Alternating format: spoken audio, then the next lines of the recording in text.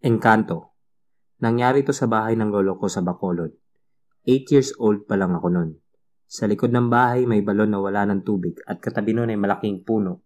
Di ko na maalala anong puno yun. Basta yung ugat niya kumapit na sa bunganga ng balon. Pinagbabawalan kami ni Lola na maglaro dun. Hapon nung nakatulog ako sa sala ng bahay, napagod ako maglaro. Maya-maya nung makaidlip na ako, may biglang gumising sa aking magandang batang babae. Kasing edaran ko lang din pero maputi siya at talagang maganda. Nakaribon yung mahaba at maganda niyang buhok at nakadress siya ng puti. Niyaya niya ako maglaro daw kami sa likod ng bahay. Sabi ko bawal kami maglaro dun. Pero hinila na niya ako papunta sa balon. Nagtataka ako nang makita ko yung balon na parang nag-iba yung itsura. Pumasok siya dun, sabi niya dun daw bahay niya. Pagtingin ko may hagdan pababa sa balon na yung lusot dun na sa puno. Pagbaba namin para kaming nasa loob ng mansyon.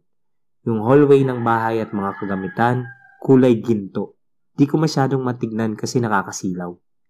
Dinala niya ako sa dining room na mahaba yung lamesa. Kumain daw muna ako bago kami maglaro. Hinainan niya ako ng isang platong kanin pero iba ang kulay at gumagalaw. Nandiri ako kaya sabi ko, hindi ako gutom. Kailangan ko nang umuwi kasi baka pagalitan na ako. Hindi naman niya ako pinilit pero nalungkot siya nung sinabi kong uuwi na ako sa sunod na lang kami maglaro. Hinatid niya ako paakyat sa balon at sabi niya, pupunta na lang daw niya ako ulit. Tapos biglang lumabo yung paningin ko at bigla akong nahilo. May mga narinig akong umiiyak. Pumikit ako at pagdilat ko at andun na sina mama sa harap ko at nag-iiyakan. Nagtaka ako kung bakit.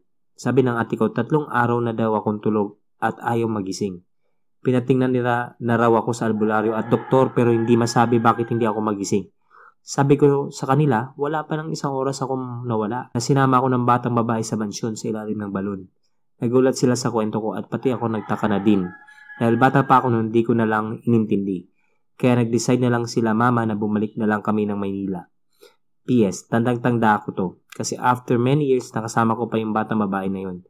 Pareho na kaming dalaga ngayon at maganda siya. Sa paningin ko lang pala, may part 2 pa sana to, mahaba kasi pag kinumpleto ko pa. Share ko lang kasi wala ako mapagsabihan.